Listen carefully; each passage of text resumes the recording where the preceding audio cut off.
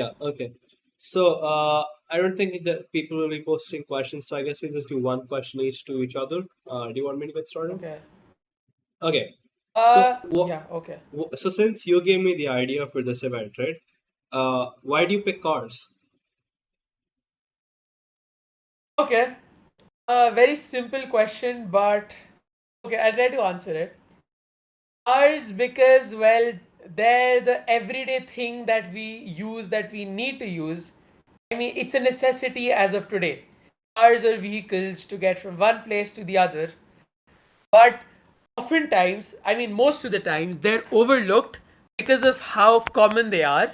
Despite this, the true way in which they work and how unique each car is in terms of what it's made up of is really interesting. So, Fascinating, I yeah. wanted to shed some light into that, and so people would know more about the cars that they're going in every day and maybe ignorant about how it works, its true beauty and its engineering, I'd say. Even when you're playing a game like Drift Paradise, you're playing it, but I guess if you may not notice how it works, or even so, how it's created or how it models real life, even what the smoke is and so on. So I wanted to shed some light into that, and of course, my interest in cars and yeah, also Formula One. Now, by Formula One, I don't mean watching it. I don't follow the sport in terms of watching it, but in terms of the cars, the design, and all, I do. For that, I'm an avid fan because it's the difference in how much work goes into a commercial car and a Formula One, and how every single element from a single tail light to a sensor to the weight of a driver, the impact that has is truly remarkable. So yeah, Yeah, I guess that's a that's core part of like physics. Everything, yeah, even the little things affect everything. So like you would yeah, not think like let's say like my smartphone that needs charging during the car would require complex engineering. But I was reading an article about it. And to provide that key charging over there, there's so much complex engineering involved behind the scenes. That's actually kind of nice. Okay, so do yeah, you have a question exactly. for me before we call it off? Yeah, do. Already figured out. So, because you are a developer for Drift Paradise, and we were using Drift Paradise, I wanted to ask if you could shed some light on your experience in working with Drift Paradise and sort of uh, building and working on the game development process. How that was for you.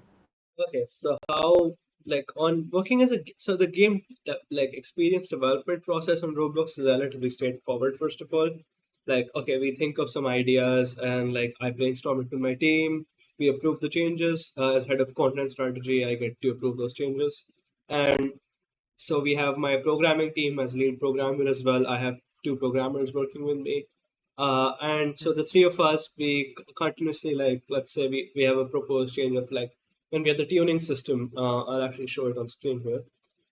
Yeah. So when we Okay. had this tuning system planned, we were having constantly brainstorming ideas about what would players want. We were asking for suggestions and all of that, and we finally came to a conclusion of about 0.5 to the suspension heights, the camber, the offset, and that's just how like our processes work.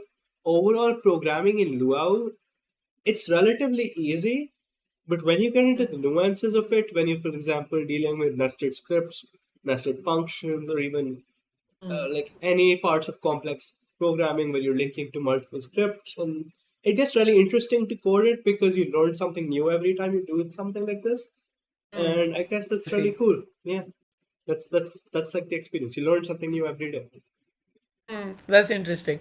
So, how does the technology behind what you make on Roblox, how does it compare with what happens in real life? So the curious part of a chassis, the open source chassis we use for Drift Paradise, is that it actually mimics real life physics really well. So I'll give an example here. I mean, not exactly like you saw with the smoke, right? We Yeah, obviously have a multiplier on that, but it auto Yeah. generates all the smoke whenever we brake. And it's not, it's just using Roblox's standard physics renderer. And I think that's really cool that it auto detects when you're braking, and like whenever the S key is pressed, okay, this is the brake level we have to generate this much smoke. I think that's really cool, and I think it's your choice how accurate you want it to be in the real world. So like we didn't make our spoilers dynamic or something like that, and we have to sometimes manually simulate a lot of stuff. But the fact that we Right. can simulate so much of the real world in a virtual environment, and something that's made for game development or experience development rather, is interesting and I guess kind of cool. That's pretty much it. Yeah, that's definitely interesting.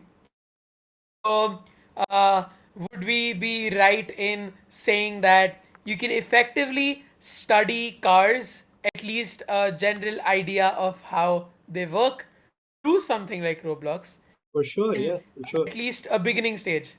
Yeah, I actually talked to a person, YouTuber, I think. They used, you know how there's racing wheels, right? Yeah. So what they did was they used the open source emulator for Xbox controllers and converted the racing wheel into an Xbox controller input. And then they, then they obviously published the video about it. But I was like, okay, so they're using a Roblox game as an using a real life like are using a real life input of a wheel with an accelerator or something like that. Someone could realistically, I mean, not learn how to drive, but actually get the basics of driving, not necessarily through Drift Paradise, but a more realistic game from a big car company, or not even on Roblox, some other random platform like Unreal or whatever. Someone could learn how to drive without ever stepping foot in a car. We could have simulated Right. traffic and everything, and that the day we achieve that, where someone could learn how to drive or fly a plane without ever stepping foot, and like tomorrow, so let's say today I learned how to drive, tomorrow I'm able to drive a car without even batting an eye.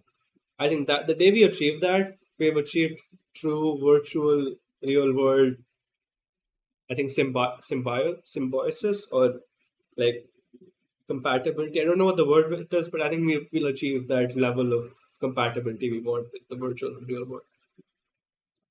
Right. Right. Yeah, definitely. So just like how we could create sort of simulations using something like Roblox, if like I'd say how bots work in the sense of, say, if you're in a game or something, we're trying to replicate that in the real world with autopilot. Correct. Yeah. And we could Yeah. even have like real time traffic data, and Right. have so like for example, we have drivers in Drift Paradise. What if we were to record all of the other learn? So let's say we have other people who are also learning how to drive at the same time, right? We could have their Yeah. driving skills actually emulated on the screen, and while our new prospective learning driver could have them as bots or AIs, or even real time for the sake of it. You can have real time virtual driving where you're actually learning how to drive with your driving instructor or whatever, who could also be virtual for that matter.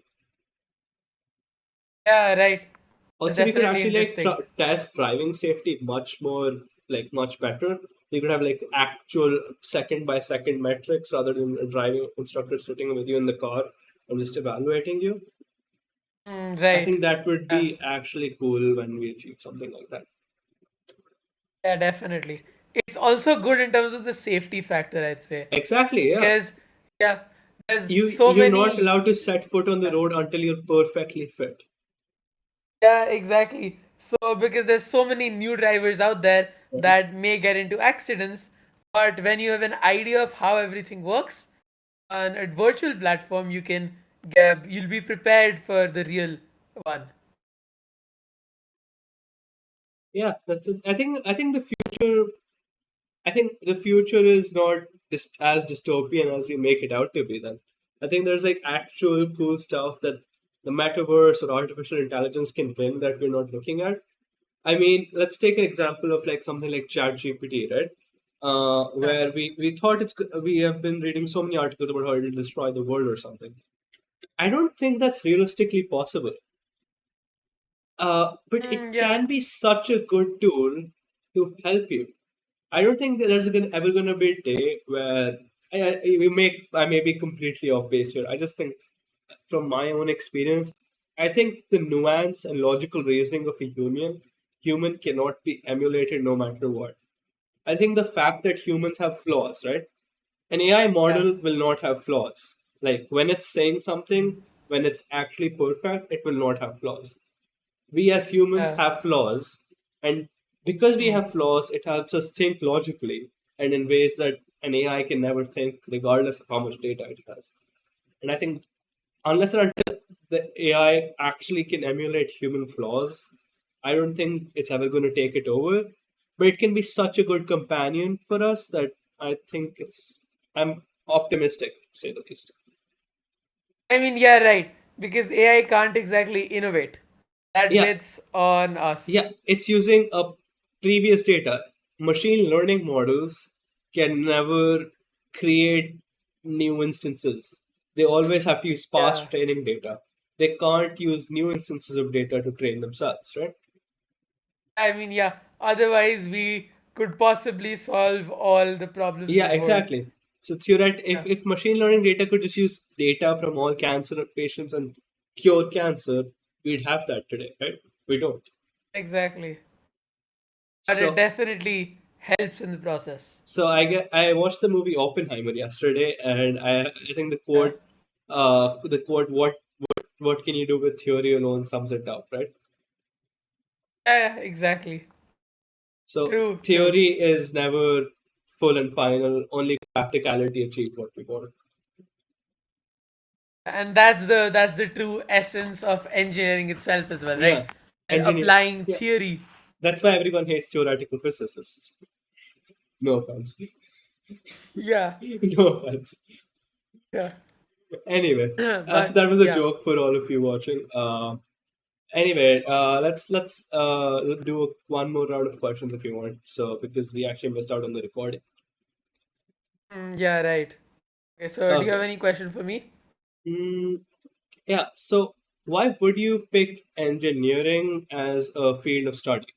Like, why would someone like why me as a 16, 17 year old pick engineering as a field of study? Because Okay.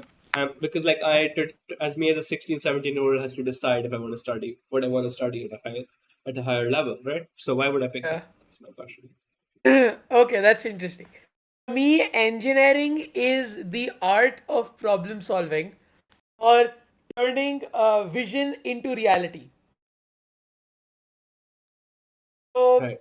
uh, in contrast to something like pure sciences, pure math, or anything, where you're studying more about how stuff works or how something can be improved, with engineering, you're working on how can I solve this with this? How can I apply this with this?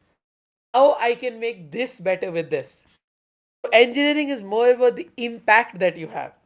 So even when it comes to something like Roblox, with CS, you have computer engineering or computer science engineering, where you're trying to improve on the way things work. Say you have autopilot. As an engineer, you're working on that. So you're helping taking strides in the advancement of society. And for someone who loves, I'd say, solving problems, addressing challenges, or has a bit of a creative factor, engineering is the way to go. And yeah, So that's follow up for a definitely. lot of developers. How does Yeah. software engineering or software development play a role in real world engineering, like mechanical or civil or whatever? Okay. So software engineering basically involves using computer science and programming to build software. Yeah, everyone did not know So, that. Nobody knew that. Absolutely no one knew that. No one so with ever so- in the history of the world knew software engineers make software. Anyway, So, with software engineering, what you can do is you can make products from scratch, products obviously would be related to technology, could be related to machine learning. You could make algorithms with machine learning. You could make softwares that can identify, study, learn, and evaluate data. You can also create digital solutions rather than mechanical ones.